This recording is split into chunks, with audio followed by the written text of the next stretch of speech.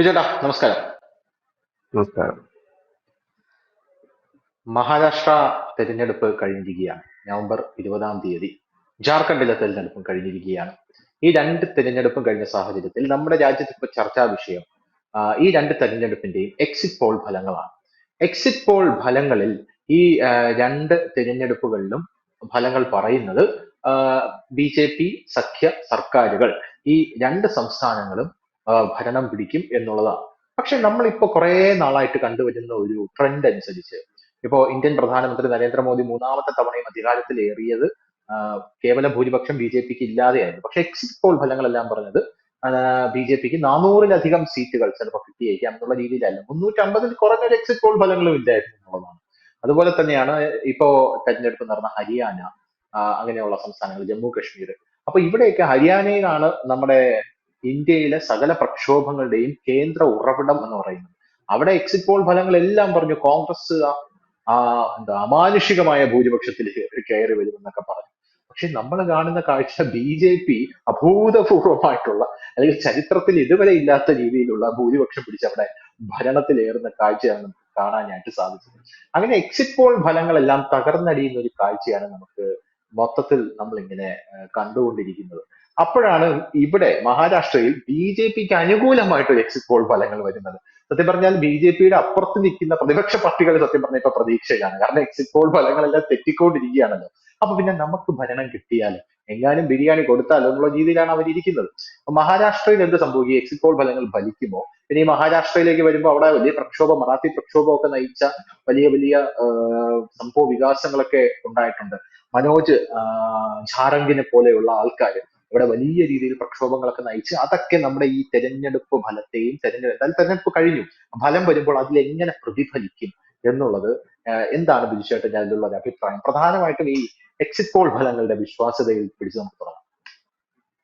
ഈ exit poll ഫലങ്ങള് ഈ അടുത്ത കാലം വരെ കുറെയൊക്കെ വിശ്വാസത ഉണ്ടായിരുന്നതാണ്. എന്തുകൊണ്ടാണത് പരാജയപ്പെടുന്നത് എനിക്ക് തോന്നിയിട്ടുള്ളത്, ഉം. ഈ പരമ്പരാഗതമായ ഇവരുടെ ഒരു ക്വസ്റ്റനെയർ ഉണ്ടാകും. അത് പരമ്പരാഗതമായിട്ടുള്ള അത് അപ്ഡേറ്റ് ചെയ്യാതെ പോയിട്ട് ഇനിയുള്ള കാലത്ത് കാര്യമില്ല. കാരണം ഇവിടെ കുറെ ഇതിന് ഒരു സ്ഥിരം പാറ്റേൺ ഉണ്ട് അവരോട് ചോദിക്കുന്നത്. കാരണം ഒരിക്കലും ഈ സർവേ ഏജൻസികൾ നേരിട്ട് ആർക്ക് വോട്ട് ചെയ്തെന്ന് ചോദിക്കാറില്ല. പകരം അവര് അതെ. കറക്റ്റ് തിരിച്ചാണ് ചോദിക്കുന്നത്. ആ ചോദ്യാവലി, പരമ്പരാഗതമായ ചോദ്യാവലി, അവർക്ക് അതിന് ഉത്തരം കിട്ടുന്നില്ല ഇപ്പോൾ. കാരണം അത് അപ്ഡേറ്റ് ചെയ്യേണ്ട കാലം കഴിഞ്ഞിരിക്കുന്നു. കാരണം ഇപ്പോഴത്തെ നമ്മുടെ ഇന്ത്യൻ രാഷ്ട്രീയത്തെ കുറച്ചൊക്കെ നിയന്ത്രിക്കുന്നത് പുതിയ വോട്ടർമാരും യൂത്തുമാണ്.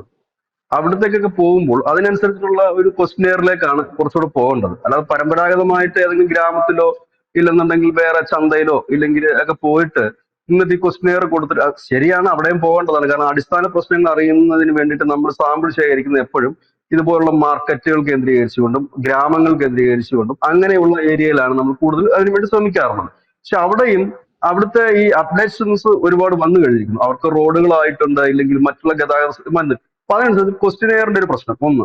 രണ്ടാമത്തെ എനിക്ക് തോന്നിയിട്ടുള്ളത്, എല്ലാത്തിലും ഒരു അലസതയുണ്ട് പൊതുവെ. അപ്പൊ ആ ഒരു അലസതയാണ്, കഠിനാധ്വാനം ഇല്ല ഒരു അലസത എന്നാണ് എനിക്ക് തോന്നുന്നു. പലപ്പോഴും ഈ അലസതയാണ് ഈ അപകടത്തിലേക്ക് എത്തിക്കുന്നത്.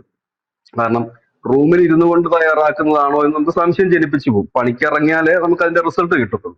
അങ്ങനത്തെ വരുന്നതും സാഹചര്യങ്ങൾ ഉണ്ടാകാം. ഇതൊക്കെയാണെന്നാണ് എനിക്ക് മനസ്സിലാക്കാൻ പറ്റിയിട്ടുള്ളത്. എനിക്കിപ്പോ വളരെ കൗതുകരമായിട്ട് തോന്നിയത് ഈ മഹാരാഷ്ട്രയിലെയും ജാർഖണ്ഡിന്റെയും ഒക്കെ എക്സിറ്റ് പോൾ വന്നപ്പം ഇന്ത്യയിൽ കുറച്ചൊക്കെ വിശ്വാസത ഉണ്ടായിരുന്ന ഒരു ഏജൻസിയാണ് ആക്സിസ് മൈ ഇന്ത്യ എന്ന് പറയും. അവര് ഇപ്രാവശ്യം പിന്നെ ചാനലുകളുമായിട്ട് ചേർന്നിട്ടൊന്നും സർവേ നടത്തിയില്ല. പകരം അവരവരുടെ വെബ്സൈറ്റില് ഈ സർവേ ഫലം പ്രസിദ്ധീകരിച്ചിട്ടുണ്ട്. കാരണം അവരൊന്ന് ഉൾവലിയുന്നുണ്ട്. കാരണം ഈ സർവേ നടത്തുന്ന ഏജൻസികളുടെ പ്രധാന പണി ഇലക്ഷൻ സർവേ നടത്തുക എന്നുള്ളതല്ല. ഇലക്ഷൻ സർവേ അവരെ സംബന്ധിച്ച് അവരുടെ മാർക്കറ്റിങ്ങിന്റെ ഒരു ഭാഗമാണ്, അവരുടെ പരസ്യത്തിന്റെ ഭാഗമാണ്. ശരിക്കും ഈ സർവേ ഏജൻസികൾ എന്താണ് അവരുടെ പ്രധാന പണിയെന്ന് ചോദിച്ചത്, ഇന്ത്യയിൽ ഒരു സോപ്പ് ഇറങ്ങുന്നുണ്ടെങ്കിലോ ഷാമ്പു ഇറങ്ങുന്നുണ്ടെങ്കിലോ ഇല്ലെങ്കിൽ വണ്ടി ഇറങ്ങുന്നുണ്ടെങ്കിലോ ഒക്കെ ഈ സർവേ ഏജൻസികളുടെ സഹായം അവർക്ക് അനിവാര്യമാണ്. അവരുടെ ഒരു ഫീഡ്ബാക്ക് അനുസരിച്ചിട്ടാണ് ഇതെല്ലാം രൂപകൽപ്പന ചെയ്യുന്നത്. അപ്പം അത്തരം സർവേ ഏജൻസികൾ നിലനിൽക്കണമെന്നുണ്ടെങ്കിൽ അവർക്ക് വിശ്വാസത വേണം. ആ വിശ്വാസതയ്ക്ക് വേണ്ടിയിട്ടാണ് അവരെല്ലാം ഈ പൊളിറ്റിക്കൽ സർവേയിലേക്ക് ഇറങ്ങുന്നത്. അപ്പൊ കൃത്യതയോടെ പറയുന്ന സർവേ ഏജൻസിക്കായിരിക്കും മറ്റ് കമ്പനികൾ നാളെ ഒരു കാലത്ത് അവരുടെ ഉൽപ്പന്നത്തിന്റെ സർവേക്ക് വേണ്ടിയിട്ട് അവരെ സമീപിക്കുന്നത്. ഇപ്പൊ ഇവിടെയാണ് അതിനകത്ത് പാളിച്ചകൾ പറ്റുന്നത്. അതായത് കാലത്തിനനുസരിച്ച് ഇത് മാറിയിട്ടില്ല എന്നുള്ളത് നമ്മൾ ചിന്തിക്കണം. അതുകൊണ്ടാണ് ഒരു പരിധി വരെയൊക്കെ അത് പരാജയപ്പെട്ടു പോകുന്നത്. അത് ഞാൻ പറഞ്ഞില്ലേ, ഹരിയാന തന്നെ ഏറ്റവും നല്ല ഉദാഹരണമാണ്. ഹരിയാനയിലെ അടിയൊഴുക്ക് മനസ്സിലാക്കാൻ ഏജൻസിക്ക് കഴിഞ്ഞില്ല എന്നുള്ളത് വെച്ചാൽ അവർ അടിത്തട്ടിൽ പണിയെടുത്തിട്ടില്ല എന്ന് തന്നെ കൃത്യമായി പറയേണ്ടി വരും. അടിത്തട്ടിൽ പണിയെടുത്തിട്ടുണ്ടെങ്കിൽ, ഇല്ലെങ്കിൽ പരമ്പരാഗത രീതിയിൽ അവർക്ക് പോയത് കൊണ്ടാണ് അവർക്ക് ഇത് മനസ്സിലാകാൻ പറ്റാതെ പോയത്. എന്തുകൊണ്ടാണ് ഹരിയാനയിലെ വിജയം എവിടെയൊക്കെ ആയിരുന്നു എന്നുള്ളത് അവർ ശ്രദ്ധിച്ചില്ല. അവിടെ ഒരു ജാട്ടിന്റെ ഒരു കൺസോൾട്ടേഷൻ വരുമ്പോൾ മറുഭാഗത്ത് അത് കൺസോൾട്ടേഷൻ വന്നതിനെ കുറിച്ച് പറയുന്നില്ല. അവിടെ ഏറ്റവും കൂടുതൽ യൂത്ത് ഇപ്രാവശ്യം BJP പിന്തുണച്ചായിരുന്നു ഹരിയാനയെ. കാരണം ഈ നരേന്ദ്രമോദി സർക്കാർ ഈ അവസാന നിമിഷം ഇലക്ഷൻ പ്രഖ്യാപിക്കുന്ന തൊട്ട് മുമ്പ് അവർക്കൊരു ITA അനുവദിച്ചായിരുന്നു. കേന്ദ്ര സർക്കാരിന് ITA അനുവദിച്ചു. അതുപോലെ തന്നെ അവിടുന്ന് ഒരു റോഡ് ഡൽഹിക്ക് കണക്ട് ചെയ്ത ഒരു എക്സ്പ്രസ് ഹൈവേ അനുവദിച്ചു. ആ എക്സ്പ്രസ് ഹൈവേ 20ഓളം ജില്ലകളെ കണക്ട് ചെയ്ത ഒരു എക്സ്പ്രസ് ഹൈവേ. അതായത് അവിടെയുള്ള കുട്ടികൾക്ക് ദില്ലിയിലും മറ്റുള്ളതും പോയി പഠിക്കുവാനും അവർക്ക് പെട്ടെന്ന് ദില്ലിയിൽ എത്തുവാനും ഒരു വലിയ സൗകര്യം ചെയ്തു. അത് അവിടുത്തെ യൂത്തിനിടയിൽ ഉണ്ടാക്കിയ ചലനം ചെറുതല്ല. ഇതൊക്കെ കാണാതെ പോകുമ്പോഴാണ് പരാജയങ്ങൾ നമുക്കുണ്ടാകുന്നത്. ഇനി മഹാരാഷ്ട്രയിലേക്ക് വന്നാൽ, മഹാരാഷ്ട്രയും കർണാടകയുമാണ് ഇന്ത്യയിലെ രാഷ്ട്രീയ ട്വിസ്റ്റുകൾ നടക്കുന്ന രണ്ട് സംസ്ഥാനങ്ങൾ. ഈ എപ്പോഴും അനുദിനം മാറി വരുന്നു. ഏത് നിമിഷം ഇപ്പൊ രാവിലത്തെ ഒരു വാർത്ത ആയിരിക്കുന്നില്ല ഉച്ചയ്ക്ക് ഈ ഇലക്ഷൻ ടൈമിലൊക്കെ മഹാരാഷ്ട്രയിലും കർണാടകത്തിലും അങ്ങനെ തന്നെയാണ്. ഈ രണ്ട് സ്റ്റേറ്റുകളും ഫണ്ടിങ് സ്റ്റേറ്റ് ആണ്. രണ്ടും വലിയ പ്രാധാന്യമുള്ള സ്റ്റേറ്റുകളാണ്. BJP സംബന്ധിച്ച് മഹാരാഷ്ട്ര അവർക്ക് നേടിയേ പറ്റൂ. കാരണം മഹാരാഷ്ട്ര നേടിയില്ല എന്നുണ്ടെങ്കിൽ അതൊരു വലിയ പരാജയമായിരിക്കും. കാരണം അതൊരു വലിയ ഫണ്ടിങ് സ്റ്റേറ്റ് ആണ്, വലിയ സ്റ്റേറ്റ് ആണ്. അത് വലിയ 48ഓളം പാർലമെന്റ് അംഗങ്ങളുള്ള 288 നിയമസഭാംഗങ്ങളുള്ള വലിയൊരു സ്റ്റേറ്റ് ആണ്. അവിടെ പിടിക്കുക എന്നുള്ളതാണ്. ഇത്തവണ അവിടെ തെരഞ്ഞെടുപ്പിന് ഇറങ്ങുന്നതിന് മുമ്പ്, അതായത് ലോക്സഭാ തെരഞ്ഞെടുപ്പിൽ BJPക്ക് സഖ്യകക്ഷികൾക്കും വലിയ പരാജയമാണ് നേരിട്ട്. അതിന്റെ കാരണങ്ങൾ അന്വേഷിച്ച് പോകുമ്പോൾ അനവധി കാരണങ്ങളുണ്ട്. അതിലൊന്ന് ഈ ഷിൻഡെയുടെ ഭരണത്തോട് ഒരു മതിപ്പ് അവിടെ ഉണ്ടായിരുന്നില്ല എന്നുള്ളത് യാഥാർത്ഥ്യമാണ്. രണ്ടാമത്തെ ഒരു കാര്യം, ധനുഷ് നേരെ സൂചിപ്പിച്ചതുപോലെ മനോജ് ഝാരംഗെ പാട്ടീലിന്റെ ഒക്കെ ഈ പറയുന്ന മറാത്ത റിസർവേഷന് വേണ്ടിയിട്ടുള്ള സ്ട്രൈക്കുകൾ, അതുപോലെ പഞ്ചസാര ഫാക്ടറിയിൽ ആയി ബന്ധപ്പെട്ട അവിടുത്തെ തൊഴിലാളികളുടെ പ്രശ്നങ്ങൾ, അങ്ങനെ അനവധി പ്രശ്നങ്ങൾ ഉണ്ടായിട്ടുണ്ട്. അവിടെയാണ് ഈ NDA സഖ്യം, BJP സഖ്യം വലിയ പരാജയം നേരിടേണ്ടി വന്നത്. പക്ഷെ അതിനുശേഷം നമ്മൾ കാണുന്ന ഒരു കാഴ്ച, ഇവരൊരു ഫിനിക്സ് പക്ഷിയെ പോലെയാണ് പിന്നീട് ഇവർ ഉയർന്നു വന്നത്. അതിനുള്ള പ്രധാന കാരണങ്ങൾ ഒന്ന്, വമ്പൻ പദ്ധതികൾ കുറെ അങ്ങ് പ്രഖ്യാപിച്ചു. അവിടുത്തെ സ്ത്രീകൾക്ക് 1500 രൂപ ഒക്കെ കിട്ടത്തക്ക രീതിയിലുള്ള പ്രഖ്യാപനം അത് കൊടുക്കുന്നു. വമ്പൻ പ്രഖ്യാപനങ്ങൾ. ശരിക്കും പറഞ്ഞാൽ അത് നേരത്തെ ആകാമായിരുന്നതാണ്. ഇപ്പൊ ഭയങ്കര പ്രഖ്യാപനങ്ങൾ നടത്തുന്നു. BJPയുടെ കയ്യിൽ നിന്ന് പ്രചരണത്തിന്റെ ചുക്കാൻ RSS ഏറ്റെടുക്കുന്നു. ഇവിടെ ശ്രദ്ധേയമായ ഒരു കാര്യമുണ്ട്. മഹാരാഷ്ട്ര തെരഞ്ഞെടുപ്പിൽ BJP ജയിച്ചാൽ അതിന്റെ ഫുൾ ക്രെഡിറ്റ് RSSനായിരിക്കുമെന്ന് മാത്രമല്ല, ഇന്ത്യയിലെ BJP RSSന്റെ കയ്യിലേക്ക് ചുരുങ്ങുന്നു എന്ന് പറയേണ്ടി വരും. കാരണം ഹരിയാന അതിനൊരു ഉദാഹരണമാണ്. ഹരിയാനയിൽ അവർ മാത്രമാണ് കളത്തിലിറങ്ങിയത്. അവിടെ അധികാരം പിടിച്ച് BJPയുടെ കൈ കൊടുത്തിരിക്കുന്നു. ഇപ്പൊ UP നിന്ന് വരുന്ന വാർത്ത, 9 സീറ്റുകളിലേക്ക് ഉപതെരഞ്ഞെടുപ്പ് നടക്കുന്നുണ്ട്. ഇവിടെ 3 BJPയുടെ സിറ്റിംഗ് സീറ്റാണ്. അവിടെ ഇപ്പോഴത്തെ സർവേ എക്സിറ്റ് പോൾ അനുസരിച്ചിട്ടാണെങ്കിൽ 6 സീറ്റ് BJPക്ക് കിട്ടുമെന്നാണ് പറയുന്നത്. അങ്ങനെയെങ്കിൽ അതിന്റെ ക്രെഡിറ്റും അവരുടെ കയ്യിലാണ്. മഹാരാഷ്ട്രയോട് പിടിച്ചു കഴിഞ്ഞാൽ BJPക്ക് പിന്നെ ഒരു ഇപ്പൊ പോയിരിക്കുന്ന എന്താണ്, ആ കടിഞ്ഞാണില്ലാത്ത കുതിരയെ പോലെ പോകുന്നതിനെ കറക്റ്റ് കൺട്രോളിലേക്ക് എത്താൻ പറ്റി. 62,000 യോഗങ്ങളാണ് RSS ഈ മഹാരാഷ്ട്ര തെരഞ്ഞെടുപ്പ് കാലത്ത് നടത്തിയത്. 62,000. 16,000 യോഗങ്ങളായിരുന്നു ഹരിയാന നടത്തിയത്. ഇവിടെ 62,000 യോഗങ്ങൾ അവർ നടത്തുകയുണ്ടായി. ഇവിടെ അതിനെയൊക്കെ ഇവർക്ക് മാറ്റിമറിക്കാൻ പറ്റും. പിന്നെ അവര് ചെയ്ത ഒരു പ്രധാനപ്പെട്ട കാര്യം, ഈ മറാത്ത സംവരണത്തെ അവര് തള്ളിക്കളഞ്ഞു. അതായത് അതിന് മൈൻഡ് ചെയ്തില്ല. അത് മൈൻഡ് ചെയ്യാത്തതിന്റെ കാര്യമില്ല. എനിക്ക് പലപ്പോഴും ഈ നമ്മുടെ മാധ്യമങ്ങളൊക്കെ ഈ മനോജ് ഝാരംഗെ വലിയൊരു പുലിയായിട്ടും കടുവയായിട്ടൊക്കെയാണ് ചിത്രീകരിക്കുന്നതെങ്കിൽ എനിക്ക് അദ്ദേഹത്തെ ഒരു കോമഡി ആർട്ടിസ്റ്റ് ആയിട്ടാണ് എനിക്ക് പലപ്പോഴും തോന്നിയിട്ടുണ്ട്. കാരണം ഇദ്ദേഹം ഇടയ്ക്കിടയ്ക്ക് നിരാഹാര സമരം കിടക്കും. നിരാഹാര സമരം കിടന്ന് കുറച്ച് ദിവസം കഴിയുമ്പോൾ അദ്ദേഹം പറയും, എന്റെ പ്രവർത്തകർക്ക് ഞാൻ വേണമെന്നും, അതുകൊണ്ട് എന്റെ ആരോഗ്യസ്ഥിതി മോശമാണ്, അവര് പറയുന്നു എന്തെങ്കിലും കഴിച്ചേ പറ്റൂ, ഇങ്ങനെ കിടക്കരുത് എന്ന് പറയുന്നു, അതുകൊണ്ട് ഞാൻ നിരാഹാര സമരം അവസാനിപ്പിക്കുന്നു. ഇങ്ങനെയൊക്കെയാണ് പുള്ളിയുടെ കാര്യങ്ങൾ. പക്ഷെ ഈ കഴിഞ്ഞ ലോക്സഭാ തെരഞ്ഞെടുപ്പ് തൊട്ട് മുമ്പാണ് ഈ മനോജ് ഝാരംഗെ ഒരു മഹാരാഷ്ട്ര ട്രാൻസ്പോർട്ട് കോർപ്പറേഷന്റെ ബസ് കത്തിച്ചായിരുന്നു അവരുടെ ഈ മറാത്ത സമരം. അത് നമുക്ക് ആളിക്കത്തിക്കാൻ വേണ്ടി നടത്തിയ ഒരു ശ്രമമാണ്. ഇതിൽ രസകരമായ കാര്യം എന്ന് വെച്ചാൽ BJPയുടെ ഒപ്പവും കോൺഗ്രസിന്റെ ഒപ്പം, അതായത് NDAയുടെ ഒപ്പം INDA മുന്നോട് ഒപ്പം ഒക്കെ മാറി മാറി നിന്നിട്ടുണ്ട്. ഈ രണ്ടു കൂട്ടർക്കും സംവരണം കൊടുക്കാൻ കഴിയില്ല. അപ്പൊ BJP ഒരു ഉറച്ച നിലപാടുണ്ട്. കാരണം BJPക്ക് അവിടെ ഉറച്ച സ്റ്റാൻഡ് ഇല്ലായിരുന്നു ഈ കാര്യത്തിൽ. അവസാനം ദേവേന്ദ്ര ഫഡ്നാവിസ് ഉറച്ചൊരു നിലപാടെടുത്ത് പറഞ്ഞു, ഞങ്ങൾക്ക് ഈ സംവരണം നൽകാൻ കഴിയില്ല, അവർക്കിത് നൽകാൻ കഴിയുമോ എന്നുള്ള ഒരു ഉറപ്പ് നിങ്ങൾ ആദ്യം മേടിക്കെന്ന് പറഞ്ഞു. അവിടെ പെട്ടുപോയി. കാരണം കോൺഗ്രസിന് ഉറപ്പ് കൊടുക്കാൻ കഴിയുന്നില്ല, NCPക്ക് ഉറപ്പ് കൊടുക്കാൻ കഴിയുന്നില്ല. ഇങ്ങനെ വന്നു കഴിഞ്ഞപ്പോൾ പെട്ടത് ശരിക്കും പറഞ്ഞ ഈ മനോജ് ഝാരംഗെ ആയിരുന്നു. കാരണം ഈ രണ്ട് പാർട്ടികൾക്ക് ഈ ഉറപ്പ് കൊടുക്കാൻ പറ്റില്ല. കാരണം ഈ സുപ്രീം കോടതിയിലുള്ള അവരുടെ ഒരു താഴെ വരുന്ന ഒരു വിഷയമാണ്. 50% ഒരു സംവരണം കൊടുക്കാനും കഴിയില്ല. ഈ ഒരു സാഹചര്യത്തില് ഈ മനോജ് ജാരംഗെ അവിടെ ഈ ഒരു മൂന്നാം മുന്നണി രൂപീകരിച്ചു. അവിടുത്തെ ചെറു പാർട്ടികളെയൊക്കെ കൂട്ടിക്കൊണ്ട് മൂന്നാം മുന്നണി. നമ്മള് നിസ്സാരമെന്ന് കരുതാൻ കഴിയില്ല. ചെറു പാർട്ടികളൊക്കെ അവിടെ നിർണായകം തന്നെയാണ്. ഇപ്പോഴുള്ള സർവേ അനുസരിച്ചാണെങ്കിൽ 6 തൊട്ട് 12 സീറ്റ് വരെ ഈ അതേഴ്സിന് കിട്ടുമെന്നാണ് പറയുന്നത്. അവർ ചെറിയ പാർട്ടികളൊന്നും അല്ല അവർ. അത് നിർണായക റോളുകൾ വഹിക്കാൻ കഴിയുന്നുണ്ട്. അവിടെയാണ് ഇതിന്റെ ഇത്. ഇപ്പോ ഈ ലേറ്റസ്റ്റ് ആയിട്ട് നമുക്ക് പുറത്തു വരുന്നത് ഈ തെരഞ്ഞെടുപ്പ് തുടങ്ങുന്നതിന് മുമ്പ് നമ്മൾ തന്നെ ഈ ചർച്ചയെ പലവട്ടം പറഞ്ഞൊരു കാര്യമുണ്ട്. മഹാരാഷ്ട്ര തെരഞ്ഞെടുപ്പ് ബി.ജെ.പി ഏറ്റവും വലിയ ഒറ്റക്കക്ഷിയാണ്. അതിനകത്ത് യാതൊരു ഡൗട്ടും ഇല്ല. നിലവിൽ ഇപ്പൊ ബി.ജെ.പി അവിടെ മത്സരിക്കുന്നത് 156 സീറ്റുകളിൽ മത്സരിക്കുന്നുണ്ട്. 150. ഇത് അവരുടെ എനിക്ക് തോന്നുന്നു മഹാരാഷ്ട്രയുടെ ചരിത്രത്തിൽ ആദ്യമായിട്ടാണ് ബി.ജെ.പി ഇത്രയും കൂടുതൽ സീറ്റുകൾ മത്സരിക്കുന്നത്. അവിടെ മത്സരിക്കുന്നത് ഈ തെരഞ്ഞെടുപ്പ് നിർണായകമാകുന്ന ചില രാഷ്ട്രീയ പാർട്ടികളുണ്ട്. ഒന്ന് എൻ.സി.പി പിളർന്നതിന് ശേഷമുള്ള തെരഞ്ഞെടുപ്പാണ്. അവിടെ അതെ. ഈ ശരത് പവാറിനെ വിഷമിപ്പിക്കുന്ന ഒരു പ്രധാന പ്രശ്നം ക്ലോക്ക് ഇല്ല. അദ്ദേഹത്തിന്റെ ചിഹ്നമായ ക്ലോക്ക് ഇല്ല, പതാകയുമില്ല. അതും കൊണ്ട് അജിത് പവാർ പോയി. അപ്പൊ അതൊരു അദ്ദേഹം അഭിമുഖീകരിക്കുന്ന ഏറ്റവും വലിയ വിഷയമാണ്. കാരണം ഈ നമ്മളെ ഇന്ത്യൻ ജനതയുടെ ഏറ്റവും വലിയ വോട്ടർമാരുടെ ഏറ്റവും വലിയ പ്രശ്നം ഈ ചിഹ്നം അവരുടെ മനസ്സിൽ പതിഞ്ഞു കിടക്കുന്ന ഏത് പാർട്ടിയുടെ ആയാലും. ഇപ്പൊ നാളെ ഈ CPM അരിവാൾ ചുറ്റയ്ക്ക് പകരം വേറെന്തോ ഒരു ചിഹ്നത്തിൽ മത്സരിച്ചു കഴിഞ്ഞാൽ അത് അവരുടെ ആൾക്കാരിൽ വലിയ സ്വാധീനമൊന്നും ചെലുത്തില്ല. ഇവിടെയാണ് അതെ. ഈ അജിത് പവാർ ക്ലോക്കും കൊണ്ടുപോയി. അതോടുകൂടി അതൊരു വിഷയം. മറ്റിടത്ത് ഉദ്ധവ് താക്കറയുടെ ശിവസേന അമ്പും വില്ലും പോയി. അത് ഷിൻഡയുടെ കൂടാണ്. അപ്പൊ ഈ രണ്ട് പാർട്ടികൾക്ക് എന്ത് സംഭവിക്കുമെന്നുള്ളതാണ് ഈ തെരഞ്ഞെടുപ്പിനെ നമ്മൾ ഉറ്റുനോക്കേണ്ട പ്രധാനപ്പെട്ട കാര്യം. അവിടെ നില മെച്ചപ്പെടുന്ന രണ്ട് പാർട്ടികളെ ഉള്ളൂ. ഒന്ന് ബി.ജെ.പി, മറ്റൊന്ന് കോൺഗ്രസ്സാണ്. കോൺഗ്രസിന്റെ നില മെച്ചപ്പെടും എന്നുള്ള കാര്യത്തിൽ യാതൊരു ഡൗട്ടും ഇല്ല. കാരണം അവർ അത്യാവശ്യം മുമ്പോട്ട് പോകും. പക്ഷെ ഭരിക്കാൻ തക്ക ഒരു ശേഷി അവർക്ക് ഉണ്ടാകുമോ എന്നറിയില്ല. കഴിഞ്ഞ ദിവസം ഇന്നലെ ശ്രീ ഫട്നാവിസ് നാഗപ്പൂരിലെത്തിയിട്ട് മോഹൻ ഭാഗവതുമായിട്ട് ചർച്ച നടത്തി. അതിനെക്കുറിച്ച് ഈ മറാത്ത പത്രങ്ങളൊക്കെ പറയുന്നത് ഈ തെരഞ്ഞെടുപ്പിന്റെ റിസൾട്ട് വന്നതിന് ശേഷം ബി.ജെ.പിക്ക് രണ്ട് പ്ലാനുകളുണ്ട്. പ്ലാൻ എയും പ്ലാൻ ബി. അവർക്ക് കേവല ഭൂരിപക്ഷമാണ് കിട്ടുന്നെങ്കിൽ അവർ ഒറ്റയ്ക്ക് ഭരിക്കുക. പ്ലാൻ ബി എന്ന് പറഞ്ഞു കഴിഞ്ഞാൽ അവര് എൻ.സി.പിയുടെ ശരത് പവാർ അതിനെ കൂടെ കൊണ്ടുവരാൻ വേണ്ടിയിട്ടുള്ള ചർച്ചകൾ ബാക്ക്ഡോർ നടത്തുന്നുണ്ട് അവര്. അപ്പോ ആ ചർച്ച വിജയിച്ച് ശരത് പവാറിന്റെ ഔദ്യോഗിക എൻ.സി.പി കൂടി എൻ.ഡി.എ പക്ഷത്തേക്ക് വരാനുള്ള സാധ്യതകൾ വളരെ കൂടുതലാണ്.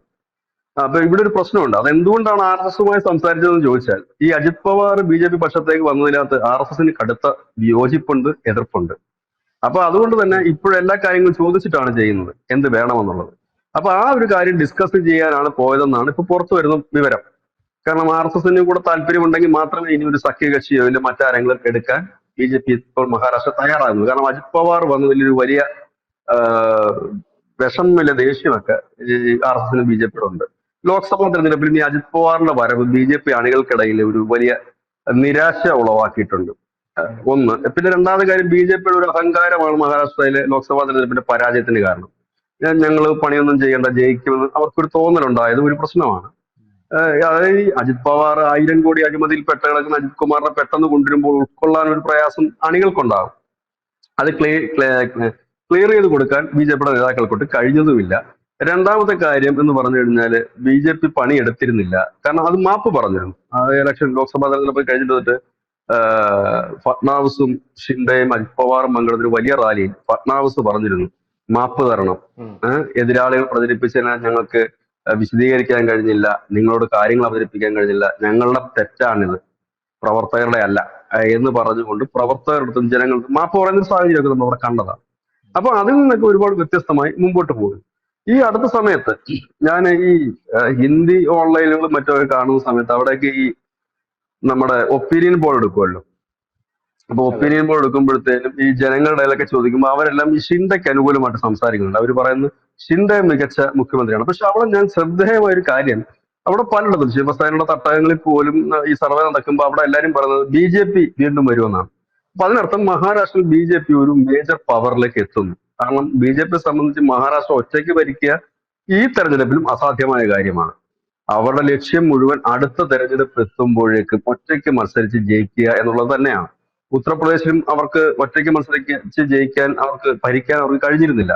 പക്ഷെ യോഗി വന്നപ്പോഴാണ് അതിന് മാറ്റം ഉണ്ടായത്. അതേപോലെ ഭാവിയിൽ മഹാരാഷ്ട്ര ഒരുക്കിയെടുക്കുക. അതായത് ഇനി സഖ്യകക്ഷികളൊന്നും ആവശ്യമില്ല, സഖ്യകക്ഷികളൊന്നും വന്നാലും വലിയ കാര്യമില്ല, ഞങ്ങൾ ഒറ്റയ്ക്ക് മത്സരിക്കാന്നൊരു അവരുടെ ഒരു പ്ലാനാണ്. ഇത്തവണ അവര് ടാർഗറ്റ് ചെയ്തിരുന്ന സീറ്റ് 200 ആണ്. 200 സീറ്റ് നേടും. അമിത്ഷാ പങ്കെടുത്ത റാലികളിലൊക്കെ അദ്ദേഹം പറഞ്ഞു 200 സീറ്റ് നേടും ബി.ജെ.പി എന്നാണ് പറഞ്ഞിരുന്നത്. ഉം. പക്ഷെ ഉം. എനിക്ക് തോന്നുന്നു ഇപ്പോഴത്തെ ഒരു ട്രെൻഡ് അനുസരിച്ചിട്ട് എൻ.ഡി.എ സഖ്യം വരാനുള്ള സാധ്യത കൂടുതലാണ്. അതിന് കാരണം 145 സീറ്റ് ഉണ്ടെങ്കിൽ ഭരിക്കാൻ കഴിയും. നിലവിൽ ഉം. ബി.ജെ.പിക്ക് 105 സീറ്റ് ഉണ്ട്. ഇപ്പൊ 2 സീറ്റ് കുറഞ്ഞിട്ടുണ്ട്. അതിന്റെ ഉപതെരഞ്ഞെടുപ്പ് നടന്നിട്ടില്ല. ഉം. 103, 105 കൂട്ടണം. കഴിഞ്ഞ തവണ പിടിച്ച 105 തന്നെ കൂട്ടാം. ഈ 105 കുറവ് വരാതിരിക്കുകയും NCPയും ശിവസേന ഷിൻഡെ വിഭാഗം കൂടി ബാക്കി ഉള്ള ആ 105 കഴിഞ്ഞിട്ട് 40 സീറ്റോടെ പിടിച്ചാൽ മതി, 20-20. നിലവിലത്തെ സാഹചര്യത്തിൽ ഷിൻഡെ വിഭാഗം അതിന് മേളിൽ പിടിക്കും. അപ്പൊ വളരെ ഈസി ആയിട്ട് അവർക്ക് ഭരിക്കാൻ കഴിയും. ഇല്ല എങ്കിൽ ഭരിക്കാൻ കഴിയാതെ വരുന്ന ഒരു സാഹചര്യം BJP വളരെ പിന്നാക്കം പോകണം. അതായത് ഏതാണ്ട് ഒരു 70 സീറ്റ് BJP നേടുകയാണെങ്കിൽ BJPയുടെ സഖ്യത്തിന് ഭരിക്കാൻ കഴിയില്ല. കാരണം ബാക്കിയുള്ളവർ ആ സീറ്റിലേക്ക് എത്തില്ല. ഇവിടെ അപ്പുറത്തെ ഒരു വലിയ വിഷയം ഇത് തന്നെയാണ്. അവിടെ എന്ന് പറഞ്ഞാൽ ഈ ഉദ്ധവിനും നമ്മുടെ ശരത് പവാറിനും കിട്ടുന്ന സീറ്റ് അല്ല പ്രധാനം, കോൺഗ്രസ് ആണ് അവിടെ വലിയേട്ടൻ. കോൺഗ്രസിന് കിട്ടുന്ന സീറ്റാണ് പ്രധാനം. ഞാൻ ഈ പറഞ്ഞ കണക്ക് കോൺഗ്രസിനും ആപ്ലിക്കബിൾ ആണ്. കോൺഗ്രസും 100 സീറ്റിന് മേളിൽ നേടിയാൽ മാത്രമേ, അല്ലെങ്കിൽ 100 സീറ്റിന് അടുത്ത് നേടിയാൽ മാത്രമേ അവരുടെ സഖ്യത്തിന് അധികാരത്തിൽ വരാൻ പറ്റൂ. അത് ക്ലിയർ ആണ് സാധനം. BJP 100 സീറ്റിന് മുകളിലാണ് ജയിക്കുന്നതെങ്കിൽ ഉറപ്പായിട്ടും BJPയുടെ നേതൃത്വത്തിലുള്ള സർക്കാർ അധികാരത്തിൽ വരും.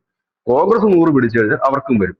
ഇപ്പോഴത്തെ സാഹചര്യത്തിൽ കോൺഗ്രസിന് 100ലേക്ക് എത്താൻ പറ്റുമോ എന്നുള്ള കാര്യത്തിൽ വലിയ സംശയം നിലനിൽക്കുകയാണ്. അപ്പൊ എക്സിറ്റ് പോൾ പറയുന്ന അത്രയും വലിയ രീതി വരുമോ എന്ന് എനിക്ക് അറിയില്ലെങ്കിൽ പോലും അവിടെ NDS ഒക്കെ വരാനുള്ള സാധ്യതകൾ കൂടുതലാണ്. എന്തായാലും എക്സിറ്റ് പോൾ ഫലങ്ങൾ പറയുന്നു NDA സർക്കാർ വരുമെന്ന്. പക്ഷെ എന്താണ് ജനങ്ങളുടെ മനസ്സിൽ നമുക്ക് അറിയില്ലല്ലോ. ഇപ്പോ ഈ നമ്മളൊക്കെ പ്രസ് ക്ലബ്ബിൽ പഠിക്കുമ്പോൾ ഈ എക്സിറ്റ് പോൾ ഫലങ്ങൾ വരുമായിരുന്നു. പ്രസ് ക്ലബ്ബിൽ ഞാൻ പഠിച്ചുകൊണ്ടിരുന്ന സമയത്താണ് ഈ പഞ്ചാബ്, ഈ രാജസ്ഥാൻ, ഈ ഇലക്ഷൻസ് ഒക്കെ അന്ന് 5 സംസ്ഥാനങ്ങളുടെ ഇലക്ഷൻ വന്നിട്ടുണ്ടായിരുന്നു.